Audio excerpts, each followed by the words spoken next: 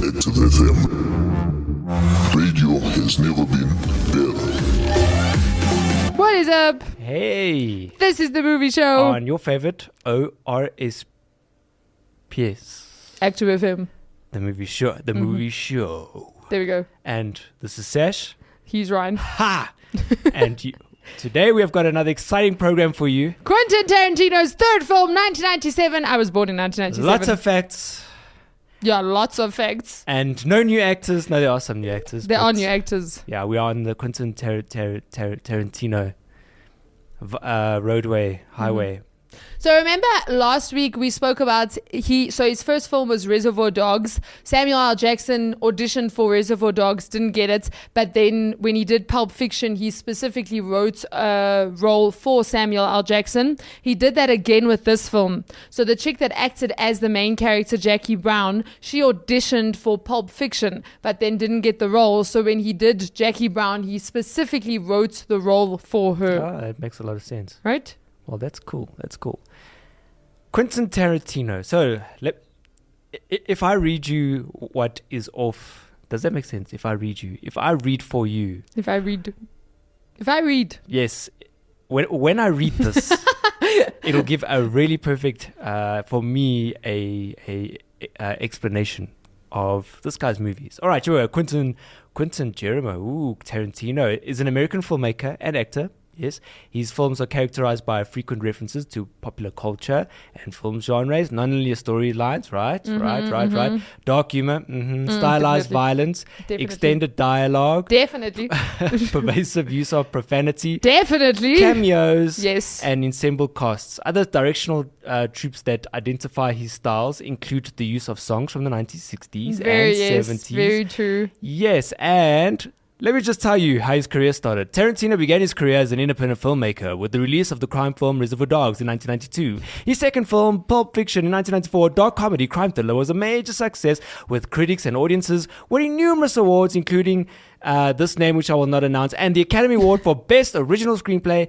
In 1996, he appeared in From Dusk Till Dawn. But that wasn't his film. Yeah. It wasn't directed by him. So it's not part of his 9 films. Fact. So, Tarantino was born in March 27, 1963. So just work out quickly how much his age is, when his birthday is. Put it in your calendar. There you go. In Knoxville, Tennessee. The only child of, the father and mother. He seems like an only child. He really is. Totally. Like, he gives off the only child vibes. Totally. His dad, Tony Tarantino, who left the family before his birth even, Sure. was actually an actor and director as well. What?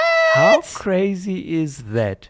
How crazy. Now, That makes sense. Because Quentin Tarantino has such a wide range of knowledge when it comes to films. He does. But not just modern films. He goes way back, especially if you watch Once Upon a Time in Hollywood, the character that Leonardo DiCaprio plays is basically the old film era and industry. And Quentin Tarantino was able to give Leonardo DiCaprio a whole lot of old movies and old actors from before the 1950s that were the top, the best, etc., etc. And he knew about it, which means that makes sense why he knew about it, because his dad obviously was into that era type of thing.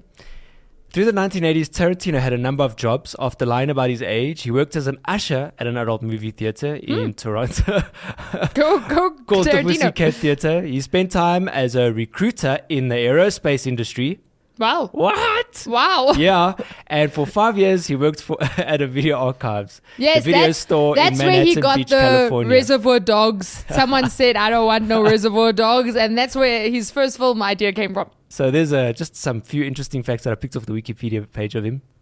But pretty cool. So if you don't know, if this is your first movie show, we are basically doing a Quentin Tarantino marathon because he has only made 9 films and his first film came out in 1992. So it's not that Dennis, he could have made more films if he wanted to, but he decided that he's only going to make 10 films in total for his whole career because the reason he said that is he basically said what happens is when people get older, their films just like go downhill and like quality goes downhill, and basically by the end of their career they're a total like stuff up. So for him, he was like, I'm gonna make 10 good films and then I'm just gonna stop, and then those are gonna be my 10 good films. So that's basically his whole thinking behind it, and he's made 9 so far. Before this marathon, we had watched 3. So unintentionally, we had watched 3 of his films. Now we have watched 6 of his films. So we have 3 more to go. I know it's Kill Bill Volume 1 and 2. And, flip. I know it. I just can't remember it. Yeah, there's another one. I'm still on Wikipedia page. Okay, there we go. Somewhere here, there's all the films. That big block with all the films that he's, but now specifically this is films that he's directed. Quentin Tarantino has been involved in a lot of films. He's either been he acted in Once Upon a Time in Mexico. No, there was a film that he acted in with Antonio Banderas. Reservoir Dogs, Pulp Fiction, Jackie Brown, Kill Bill 1 and 2, Death Proof, Inglorious. Death Proof, I think it's that one. Probably 2007. Then Inglorious. And then Django. Yeah. No, there's another one. The Hateful Eight. The Hateful Eight. And then Once Upon a Time in Hollywood. There we go. Yeah. 1, 2, 3, 4, 5, 6. Okay, wait. 8, 9. Yeah. So this week we are looking at 7, 8, 9. Did you know where this was? Kill Bill Volume 1 and 2. Oh, did you make it one? It's one film. It is technically. It's a Volume 1 and 2. So come on. Yeah. So this week we are doing Jackie Brown, which was released in 1997. This film, so it was his 3rd film. Pulp Fiction was a huge hit. It brought in $219 million US. This film, Jackie Brown, didn't do as well as Pulp Fiction. I think it only brought in 70 million. But obviously compared to like Pulp Fiction, it didn't do as well as Pulp Fiction did. But I must say it was different. It definitely was. In fact, there's a lot of, like, if you go on YouTube, there's a lot of videos that speak about why Jackie Brown is so different to all the other films that Quentin Tarantino has made. So like the first 2 films that came out, they were action packed, they were gory, they were just like quick, and do you understand what I'm saying? Not necessarily quick, because there were still long dialogue pieces. But with this one, it was more of like a heist film than anything, if you understand what I'm saying. Like it was slow. It was slow paced, actually. Yeah. Like the 3rd act is when the heist actually happens, and that's when you're like, you know, in heist films you always have that, oh my goodness, are they gonna make it? Are they gonna get out? Like that. This is where they die, isn't it? Oh, flip. And it was actually very stressful. Like that one shotter of her walking out of the dressing room to, you don't know where she's walking to, and the camera just stays with her, and you're like, and she's panicking. She's like freaking out. And then she eventually goes to the cops. And Michael Keaton. How young was Michael? He was a young. I feel like Robert De Niro was always old. For me to see Robert De Niro was but he was still old. I was expecting him to be young. But in this role was very different. Yeah. Like he was just very like. Him and Quentin Tarantino didn't get along, and I think it's also because he originally wanted the role of the bail bond. So Robert Foster got the role. Okay. Yes, he actually ended up winning an Oscar for that role. Yeah. But Quentin Tarantino wrote the role for Robert Foster. He actually wrote, when he wrote the script, that role was for him, and Robert De Niro wanted that role. But obviously Quentin was like, no, I've already written it for someone. So he then gave him the role of Samuel L. Jackson's friend that just got out of prison, but he didn't have a very big role. And I think they said that's why him and Quentin, there was just a conflict. Okay. Because Quentin didn't, I mean, Robert De Niro, and he was barely in, like, do you understand what I'm saying? Like, when you hear Robert De Niro, you're like, wow, you know, Robert De Niro is in the film. And he was barely in the film. Yeah, so. That's what I was saying. I was surprised with his role, because he was just very, like, just there. I feel like the only reason his character... What? I suppose he helped Samuel L. Jackson to a degree. Samuel L. Jackson, apparently this is Samuel L. Jackson's favorite Quentin Tarantino film. Jackie Brown is Samuel L. Jackson's favorite. I was like, well, the character that he played was a lot more... Yo, I didn't like him. As much as I liked him in Pulp Fiction, I did not like him in this one. His character, Yeah, he wasn't smart in this one either. No. In Pulp Fiction, there was this intelligence to his character. Yeah, he was just like a dumb gangster. Yeah. That's basically what he was. Yeah. That like threatened people, and Jackie was the more intelligent one out of the two. And she was quite an interesting. She was, because you were trying to sort of get her. Yeah. You were like, wait, what? Like, she just seemed like, okay, cool. And then, So Quentin Tarantino met Robert Foster in a restaurant and handed him the script, saying, "You're going to do this, and that's all there is to it." Foster was naturally thrilled, having a major career slump, and this was the first film that saw him come back in a big way, even landing him an Oscar nomination. I enjoyed his character. I think his character was my favorite character in the whole film. Like, I thoroughly enjoyed. He was just so calm, and like he didn't fit in a way. Like he didn't fit in the story. Like, but he fits. If you understand, I don't know how to explain it, but yeah, I really enjoyed. And then Pam Grier played Jackie Brown, and when she walked into audition for Quentin Tarantino, she said that there were posters of her from 20 years ago.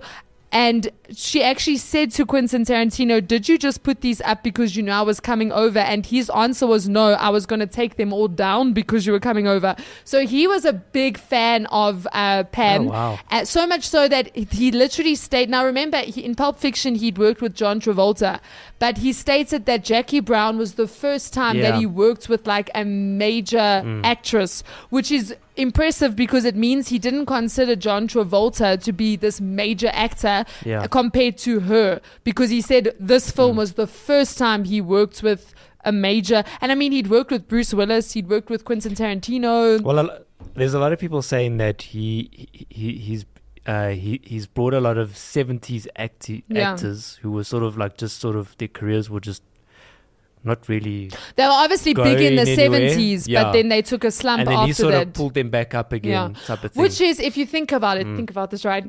Leonardo DiCaprio's character in Once Upon a Time in Hollywood was exactly that actor. And in the movie, what he did for Leonardo DiCaprio's character is he brought this dying out actor, Western cowboy that was brilliant in his day, but now the new film era didn't have a spot for him, and he brought, which is kind of now what he's done. He was on his way out. Yeah, but you can see how that era really affected Quentin Tarantino by like the different things that he pulls into. Yeah. And in his words were it's not that he aims for these characters. He doesn't see them and say, "Oh, that's I want to pull this guy back." He just sort of writes a story for that actor, and because they act good, he said they don't even have to look hot. They just have to be a good actor.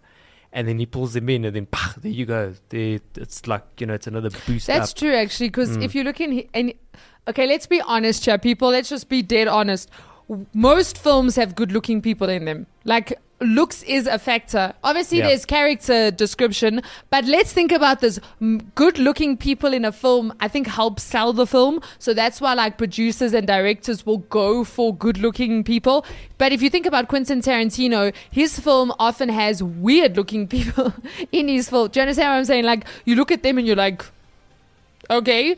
But it's obviously because that's his style. His style isn't the good-looking person. It's more he is looking at the acting. And honestly, for me, one of Brad Pitt's best performances is in a Quentin Tarantino film, and one of Leonardo DiCaprio's best performances is in a Quentin Tarantino film for me. So like, I think he knows how to get the most out of the actor as an actor. He's not just, do you understand what I'm saying? He really pulls the performance out of them, which I think it's one of the reasons I thoroughly enjoy his films. Even if you look at like Samuel L. Jackson, like he pulls out acting out of, like you have Nick Fury, right? And then you have Samuel L. Jackson in a Quentin Tarantino film, and it's like it's not even the same person. Yes, and he's been in a lot. He was in Django. He was obviously in Pulp Fiction. He was in Jackie Brown. And do you remember what he was like in the Django? He was the slave. He was Leonardo DiCaprio's like head slave. Like really old guy with that accent. It's like, what is this guy doing on a horse? Yes, it's like, what the hell? Yeah, shame. So this film, from a gore perspective, it's not as bloody as especially Reservoir Dogs. Remember that dude's lying in his own blood. In fact, for most of the film, that undercover cop is bleeding, like he's lying in his own blood, like dying out.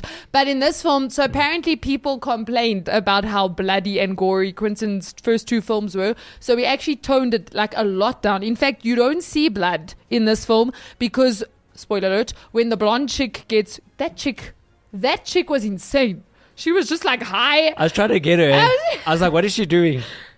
No, she was okay. Yeah, when she died, I was like, you had it coming though. Like, you really, like, if you're really gonna taunt Robert De Niro like that, like, what do you think's gonna happen? Yeah. But when he shot her, he shot her twice. You don't see her. She goes out of the frame. Also, in the beginning, when Samuel L. Jackson shoots that dude in his boot, you don't see anything.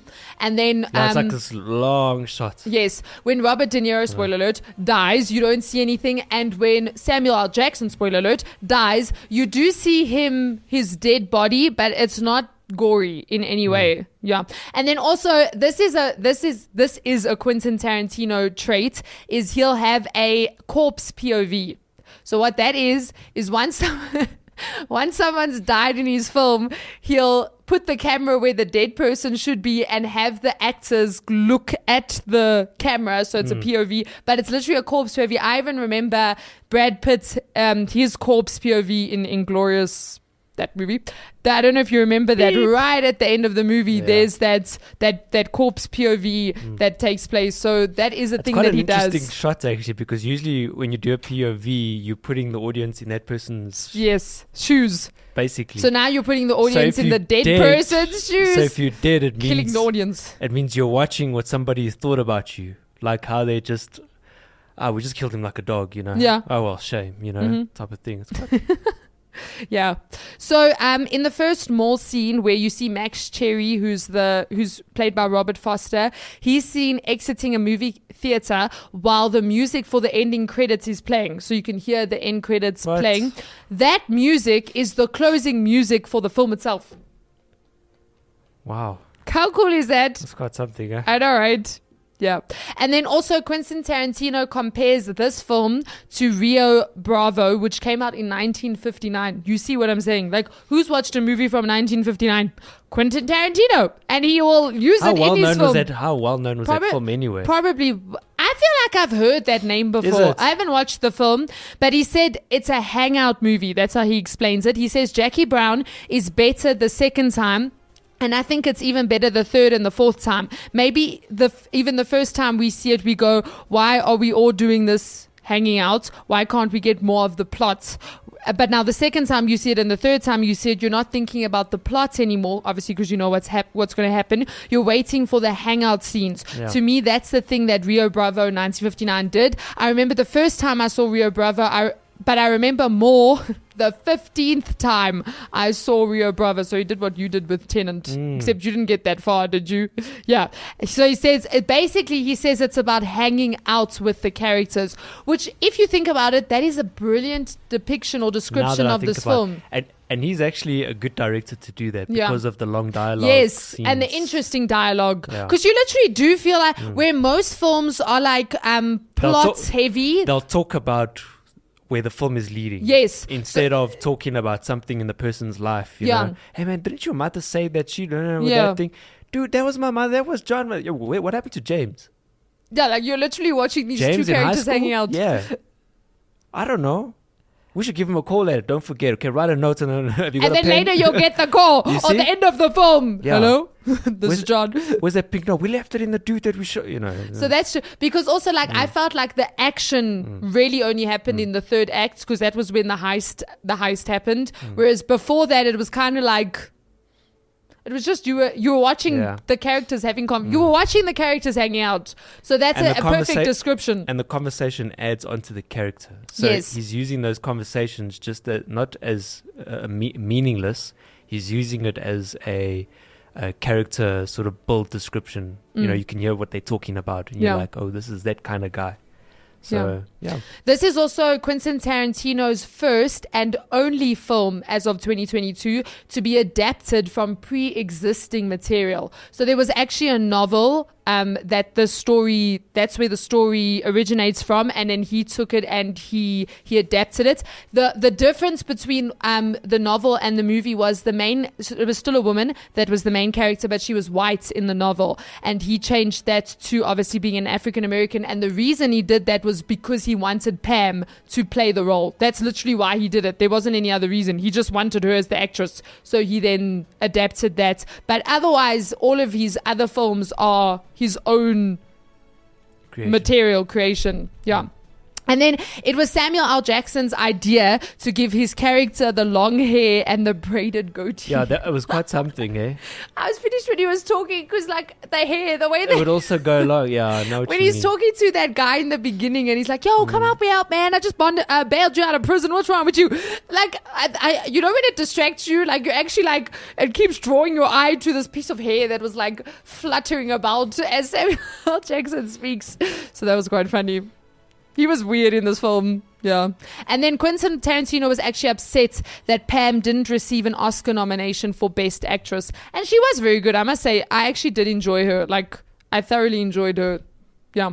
The white 1980 Honda Civic, which Jackie drives, Here we go. is the same car Butch, Bruce Willis, was driving when he knocked down Marcellus Wallace in Pulp Fiction 1994. Given how badly Butch crashed after knocking down Marcellus, it's nothing short of amazing that the car wasn't a write-off. This is insane. So the car Bruce Willis crashed in Pulp Fiction is the same car that Pam Grier drives in Jackie Brown. Just think about that. But also another Quentin Tarantino thing. Like, this is also like what do they call it? Like, you know, he does the corpse POV. Another thing he often does. Is it a trait? Yes, trait. Yeah. Is, you know, the driver's seat shot. So you have the character driving and it's the side. It's like you're sitting in the passenger seat with the camera. Like, I remember Brad Pitt shots of that. That's in right. Once Upon a Time in Hollywood. Yeah. Obviously in Reservoir Dogs, when the cop is screaming his lungs out and then they move forward to, I think his name was Harvey White or something. Yeah, there's that shot there. Pulp Fiction, I'm sure they had it in Pulp Fiction. I think Bruce Willis. They had the side, but you see, I don't know if you still call it a Clinton Tarantino trait, where it was now the both of them from a side shot like this. Oh yeah, yes. Okay, there we go. I remember that. So that's also another trait of his. And then also another trait of Quentin Tarantino is dark humor. So in the scene where Robert De Niro kills the blonde surfer chick. So she's basically she's actually taunting him. I'm not even going to say mocking or teasing. Like, she was taunting him. Like, where is it, huh? Where? Like, the way she was doing that. He then shoots her, I think, in the chest and in the neck or head or something like that. Then he continues walking and eventually finds his car, and then he still turns around and says, "See, I told you it was over here." But now he's saying that to her, who he just shot. So like, that's how he brought in dark humor there, where he's acting as if nothing happened. Meantime, he just shot the chick twice. So that's also another trait of Quentin Tarantino. And then also Jackie Brown's like, "No, I found the car with everything in it," and then I can't think of the guy's name now. Robert Foster. Yeah, he was like, she said, "What? Haven't you ever borrowed anyone's car before?" And he's like, "Not someone who's dead." Not say yes. Shame. And then Quentin Tarantino wanted. Basically, he wanted to see the audience's reaction to key moments in the film. So this is insane. He spent the first several weeks following the film's release, watching it in theaters. He says, "I saw the movie," like, as in he watched his own movie, like 13 times at the Magic Johnson Theater. The whole first 4 weeks it was there. I just lived there. I think that's very healthy as a director. How cool is that though? Like, imagine you go to watch Quentin Tarantino's latest film and there's Quentin Tarantino. You sit there, you're like, wait a minute, that would be so cool. That would just be amazing. And like I said, I don't know if you've noticed, but Tarantino has this chin. So it's not like you can not notice him. Yeah. But I think that's really cool as a director. Yeah, I think it is. I think that really changes the way that you write your next pieces. Yes. Yeah. And you can see how Quentin's next films really are affected by the previous film. First of all, because like often he'll cast an actor that didn't make his previous film in his next film. Yeah. So he did that with Samuel L. Jackson. He did that with Pam Grier. Like he'll often do that. And then also I like how he'll even. So I don't know if you remember in Once Upon a Time in Hollywood, Sharon Tate's character, the Margot Robbie who played Sharon Tate, she ended up going to watch herself. Do you remember when she goes to the cinema and then watches herself? Yeah.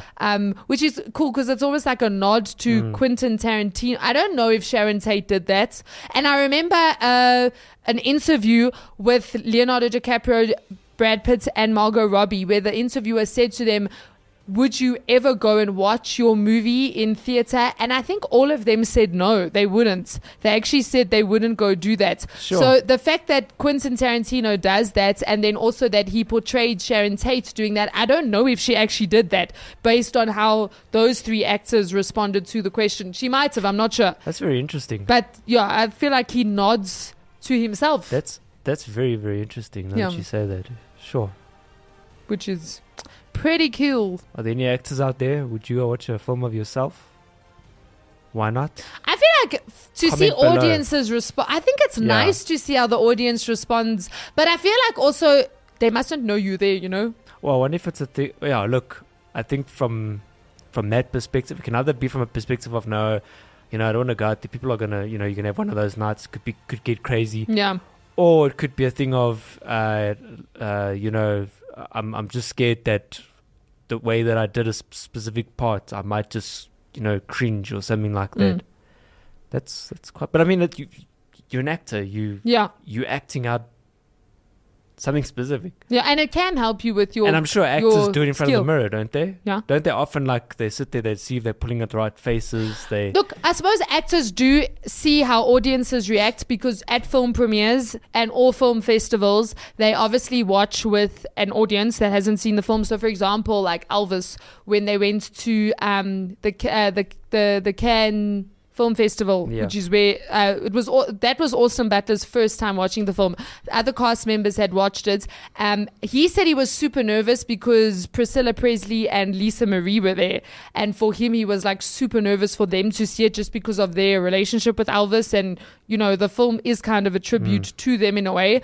But they received, I think, a 14-minute standing ovation. Yeah. So like. And I mean, that would be people who haven't watched the film. So obviously at like film premieres, the actors would get, but then like the audience knows the actors are in the crowd. And do you understand what I'm saying? Like it's not like a real raw reaction. Like, cause if you know Brad Pitt's in the cinema, you're like, oh my goodness, baby. It like changes the whole experience for you. Whereas if you're just watching the movie and then reacts to the film. See, that's probably why Quentin Tarantino probably does it. Yeah, he goes to like just a normal. Because it's a big show, the premiere. Yes. Big show, Everyone's cameras, everyone's there. You got to come out and be like, what a great film. I'm Good job. privileged to be directed then by this guy. The next day in the like reviews, Quentin Tarantino's worst film. And he's like, but everyone loved it at the premiere last night. What's wrong with you? Yeah. So this also is the lowest body count in a Quentin Tarantino film. Only four people died. So of any of Quentin Tarantino's and films, the next couple of films that go, you guys wild again. Although Kill Bill Volume 2 only has 3 on-screen deaths. However, it has several characters killed during a flashback scene. So that's why it tops Jackie Brown in. But this was more of a calm. I think this possibly could be Quentin Tarantino's calmest film, if I could put it like that. Yeah. Because it was more. Maybe just put it out there and just said, film. You happy? Are you happy now? Okay, can we get back to the blood and the gore? And then Once Upon a Time I remember the first time I watched Once Upon a Time in Hollywood, I was thoroughly enjoying the film, and then I didn't understand, I didn't get the whole Sharon Tate thing. I didn't know, so I didn't know what the film was about. Next when the end scene happens, I actually remember sitting in the lounge. I think my dad was with me, and I was just like, what happened? I don't understand what happened. And I remember looking at him and thinking like, why? But now I understand. Now, you get it. You're like, but at first it was very traumatizing. I'll never forget Brad Pitt's face. Though he's just like, well, hello there. He's just like saying there, oh, okay. I was like, whoa. Yeah, no, it was a bit intense, Good man. film. Yeah. Yeah. After when the action starts and the blood comes out, yeah, then you're just like, ooh. So we have to ask this question, right? Okay, before we ask the question, so just to mention, it's a Quentin Tarantino film. The language is horrible. Yeah, the language really is horrible. The amount of times that I think this is the most that Samuel, you know, the phrase mother, and then you put the F word there. Samuel L. Jackson, I think this is the most he said that in a film ever. I would imagine so. Yeah. Jackie Brown is the most he said that phrase. So the swearing is horrible. Yeah. And then also there is a sex scene between Robert De Niro and that's actually her name's Fonda.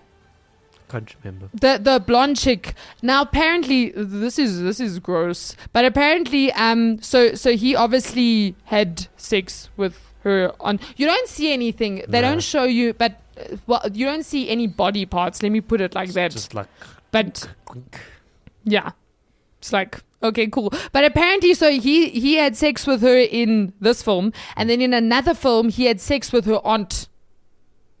So he's the only person to have slept with an aunt and a niece in film history. Like, okay, cool. That's moving right along. So we've watched 6 out of Quentin Tarantino's 9. Yeah. Ryan, you have to, okay, obviously take language out of it. Which was your favorite so far? Pulp Fiction. Really? Yeah.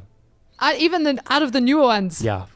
Well, look, I watched Kill Bill a long time ago. Okay, I haven't watched Kill Bill. I actually don't think that there's that much language in the film. But I could be completely wrong. Okay. But I watched Isn't Kill Bill next? But yes, but I watched it when I was like really young. And when I was really young, we were very, about movies with language. So I don't think so. Oh, because you wouldn't have watched it otherwise. But I could be completely. Some people watching this right now, they're like, "Oh, you have no idea. Oh, he's got something else coming."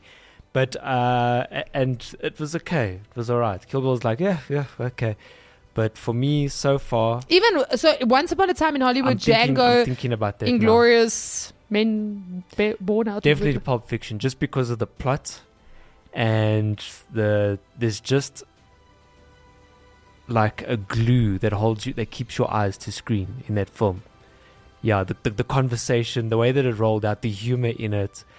Like all of it, it's just super entertaining, like really, really entertaining. And at the end, when the whole ending happens and Samuel L. Jackson's character, like he walks away from the whole thing, and on top of that, the depth where you know what's going to happen next, but it's not happening. It hasn't happened yet, yeah. And then like the two couple walk out.